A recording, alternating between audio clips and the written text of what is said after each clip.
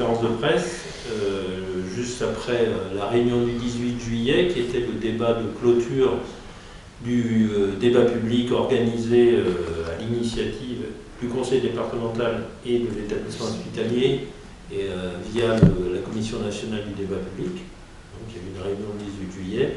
Suite à cette réunion de clôture du 18 juillet et suite à la synthèse qu'il va y avoir des différentes contributions, puisqu'il y avait des contributions écrites et dans les mairies et dans les établissements hospitaliers, des contributions écrites papier, mais également des contributions via un site internet. On aura, je crois que c'est fin août, une synthèse qui sera délivrée par les garants de la Commission nationale du débat public. Donc nous, on sera très attentifs à ce qui en sortira, parce que c'est un débat que nous, on avait toujours demandé et qui induit et qui aura des conséquences, je dirais, le sujet sur lequel on traite, qui aura des conséquences pour les 50 ans à venir sur la situation des citoyens de ce département et des populations, puisqu'il s'agit de l'organisation de l'offre de soins dans le département, et notamment au niveau hospitalier. Donc on y sera très attentif. On avait demandé ce débat depuis longtemps. On l'a demandé sous différentes formes, des expressions dans la presse, mais également sous la voie pétitionnaire.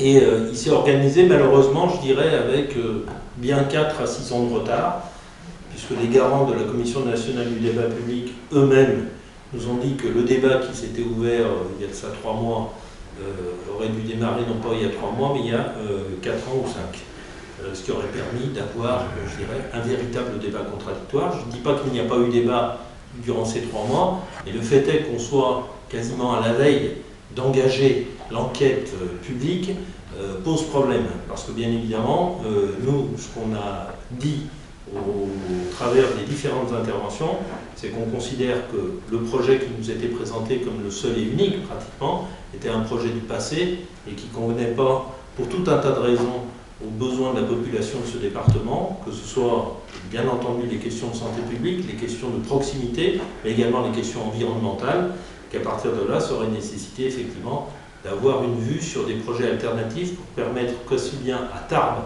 qu'à Lourdes, il y ait une offre de soins à la hauteur.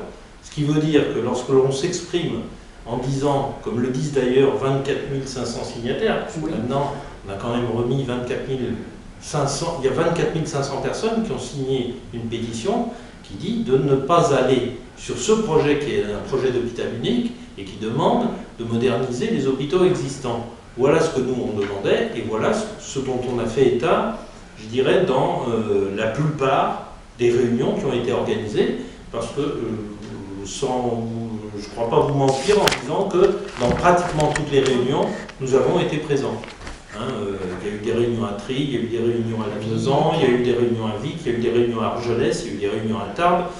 Il n'y a pas eu de réunion à Lourdes, il y a eu un atelier, puisque le maire de Lourdes ne souhaitait pas qu'il y ait de débat, donc voilà. Mais on y était quand même, et ça s'est converti un peu en débat d'ailleurs. Donc on a été présent partout. On a déposé toute une série de contributions. La dernière en date étant celle du 18 juillet, que je vous remettrai l'intervention au nom de l'association, où on a essayé de synthétiser, je dirais, nos remarques sur la nécessité d'un débat, nos remarques également sur le fait qu'on était dans une situation politique qui n'aura échappé à personne et qui permet peut-être de dire que les politiques de santé publique qu'on a subies depuis 30 ans, on est peut-être à la veille de pouvoir y mettre fin, parce que si bien évidemment aujourd'hui l'hôpital public de Tarbes et l'hôpital de Lourdes sont en grande difficulté, c'est pas tombé du ciel les difficultés, comme partout ailleurs. Tout ça est le fruit de politiques menées depuis 30 ans, de réduction du nombre de lits d'hospitalisation. Je vous rappellerai un chiffre quand même, 125 000 lits d'hospitalisation supprimés dans le pays en l'espace de 25 ans, et pendant le quinquennat de M. Macron, il y en a encore eu 27 000 qui l'ont été. Mais pas que ça, le numerus clausus, l'absence de soignants, et alors le Covid, la T2A et le Covid a été le grand révélateur du niveau je dirais, d'effondrement des établissements hospitaliers. Alors bien entendu, le 18 juillet, quand on s'est retrouvé en réunion, on a eu lors de cette réunion des soignants qui étaient là. Je sais qu'il y a eu un article de la Dépêche qui a dit les soignants à fond derrière le futur hôpital. Bon, je pense qu'il faut relativiser aussi parce que le nombre d'employés de l'hôpital, du centre hospitalier, c'est 1200. il devait y avoir 80 personnes, et dans les 80, il n'y avait pas que des gens qui étaient pour. Donc il faut relativiser les choses aussi. Mais je reconnais qu'aujourd'hui, les soignants sont dans une situation où leurs conditions de travail sont déplorables, où ils l'ont dénoncé à plusieurs reprises, qu'on est dans une sorte de maltraitance institutionnelle, c'est-à-dire qu'on ne peut pas s'occuper correctement des patients, et que ça, c'est une réalité. Alors nous, lorsqu'on dit qu'il faut un moratoire sur ce projet, c'est pas pour dire qu'on veut un statu quo. Nous, on est bien conscient qu'il faut changer ça de manière radicale. Et assez rapide. Et assez rapidement. Et pour autant, on dit on doit examiner d'autres solutions que la seule solution d'un hôpital unique.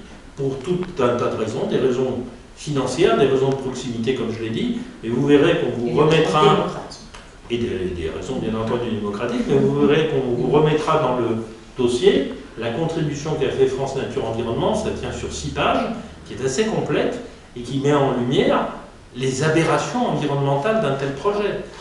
Alors qu'on est on dit il faut diminuer le nombre de déplacements, il faut arrêter l'artificialisation des sols, ils disent on est en train de construire une ville, parce que c'est l'équivalent d'une ville en termes de services, de ce qu'il faut créer pour ce qui est de la gestion de l'eau, des assainissements, ainsi de suite, en pleine campagne, c'est une aberration, alors qu'on a 2 hôpitaux qui sont sur site.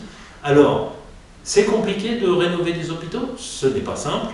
Nous, ce qu'on dénonce, c'est que depuis 30 ans, malheureusement, les investissements n'ont pas été à la hauteur de ce qu'ils auraient dû être, et que bien entendu, ça a produit de la dégradation de ces sites hospitaliers, mais pour autant, on ne va pas faire table rase de ces 2 sites. On considère qu'on doit faire autre chose, et que ce que l'on réclame aujourd'hui, comme l'ont réclamé les 24 000 signataires, c'est l'examen, mais rapide, de solutions alternatives pour qu'on ait des réponses aux besoins de santé des populations. Et à partir de là, puisqu'on va attendre qu'au mois d'août, on nous sorte effectivement cette synthèse, on va voir, parce que les tenants de ce projet vont continuer de dire qu'ils sont tenants de ce projet, qu'il va falloir le faire. Alors j'espère quand même qu'ils ne passeront pas par pertes et profits les 24 000 signatures et un certain nombre de contributions très sérieuses qui ont été faites sur le site et qui demandent quoi? Quasiment la même chose que nous. Donc moi, je ne veux pas que cette commission nationale du débat public, ce soit un débat factice et un débat alibi. Bon, il y a eu des choses qui ont été dites. Il y a des demandes d'études qui ont été aussi... Voilà. Des demandes. Va-t-on en tenir compte? Je ne sais pas, on verra ce qui va être écrit, et on verra ce que diront toute une série de personnes qui se sont déclarées favorables à un projet d'hôpital unique.